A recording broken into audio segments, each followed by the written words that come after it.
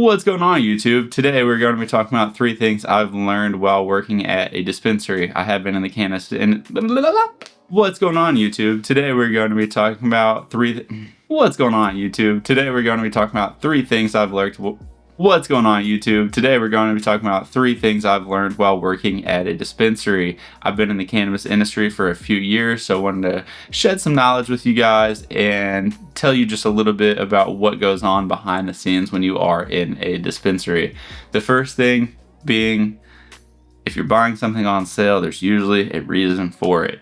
In pretty much all my videos, I do say you need to check the harvest date when you're buying stuff. Harvest and test dates are one of the most important things when you are buying a product. You don't want to buy something that is old. Weed expires just like everything else. It actually has a pretty short shelf life, in my opinion. Once I get out of that 3 to 4 month range for testing harvest date, I start to get really weird, especially if it's not a brand that I know uses good packaging or storage. And yeah, once it gets past that, it should definitely start to be discounted. Once you hit 6 months and it's not discounted, that's a huge issue. And even if you are buying discounted flower, you need to expect that experience to be what it is. Like, you're buying a discounted item, therefore you get what you pay for. You know, you're not buying a fresh item. It's not going to smoke the same as a jar that just came out. That's just how it works.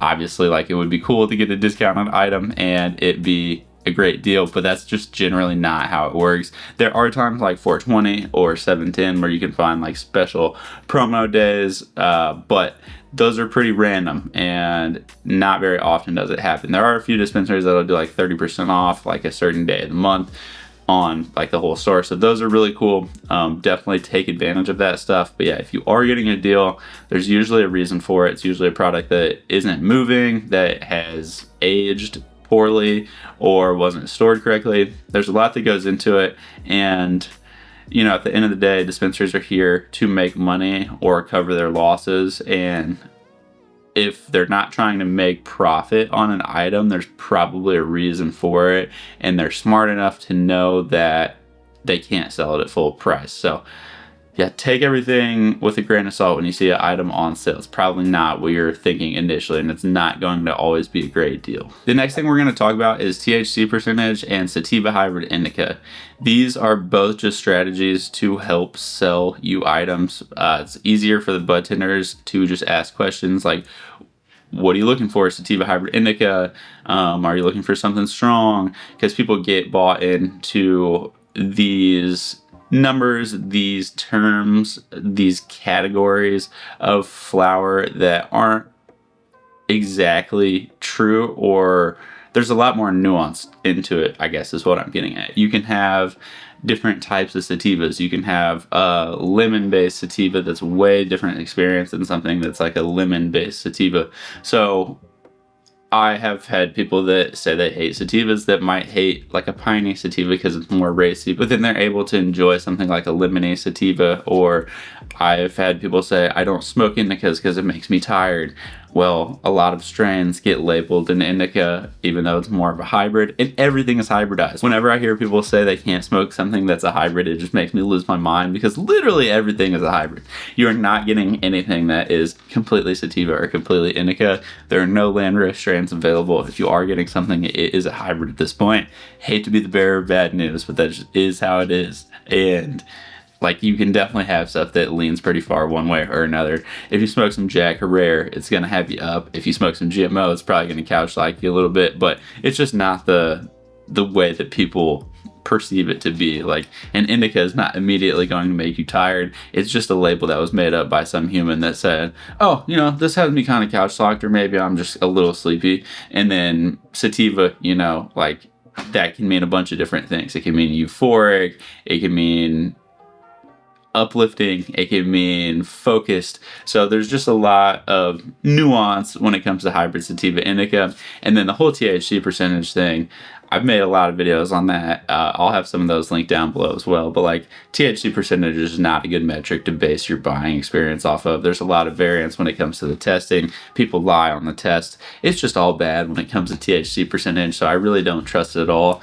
Same thing with terp percentage. I know a lot of people like buy off a terp percentage, but it's another thing that I really just don't think is a good metric to be buying off of. When it comes to flower, there's no real like tangible number that's going to tell you how the experience is going to be. You just have to try it or trust people with a good palate and base your experience, or hope that your experience is going to be good based on their opinions or their experiences. The third thing is you're the captain of your own ship. When you go into a dispensary, no one is forcing you to buy anything. People might push you as far as bud tenders go in one way or another, but it is your money. You are the one who is purchasing. You have the power. You are looking to get what you want. Don't let a bud tender upsell you. Don't get something because it has cool packaging.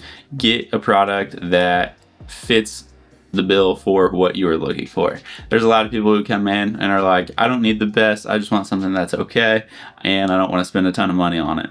In Michigan here especially, we have a lot of stuff that is a really good value. I obviously am more of like a top shelf high-end smoker. I kind of only want the best, but I'm kind of rare, and I understand that there's a lot of people out there who just want a good bang for the buck. That is the majority of people. A lot of people get caught up in the price and think they're getting something good because they're buying the cheapest item, and that is not the case. If you are buying the cheapest item, there's also a reason for that.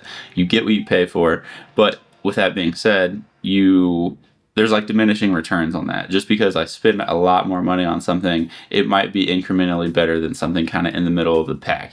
In Michigan, we have a lot of really good mids. People hate to call weed that's pretty decent mids, but that is what it is. You have top shelf, you have mids, and you have lows. We have a ton of mids and a ton of lows here in Michigan. In that mids category, you have good mids and bad mids, and there's a lot of really solid mids in Michigan, like a lot of stuff in that like $20-$30 eighth price range, or stuff you can get for even like $150 an ounce. That's really solid. Checks all the boxes. So with that being said, find what works for you. Don't get on the internet and listen to some pretentious bud tender be like, oh, I only smoke the best, blah, blah, blah, blah. That's not your experience. If you're someone who is more casual, buy what makes you happy. I go to, like, I don't really drink, but like, say I go out to a bar and I'm not gonna buy a bottle of 1942 or something. Like, I don't have that kind of money, and I don't care that much. Like, if I'm taking shots with the boys or whatever, I'll drink some Class A Azul or something that's a little bit nicer, but still in my realm of things. Like Hendrick's Gin is probably my go-to when I drink, and that's good, but it's not like it's like breaking the bank or anything.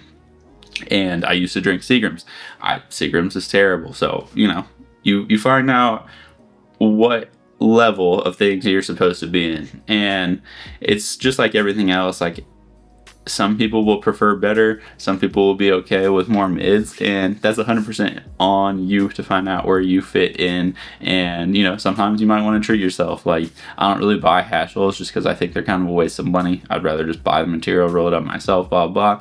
But like, if I'm in a pinch, or if I have like a celebration coming up for somebody, go buy a hash. That's the perfect excuse for one. Dispensaries are here as a tool for you to get what you are looking for, not as something to upsell you or as some machine to get your money. Keep that in mind. But yeah, I think that's it for this video. If you guys do have any questions about shopping in a dispensary, let me know.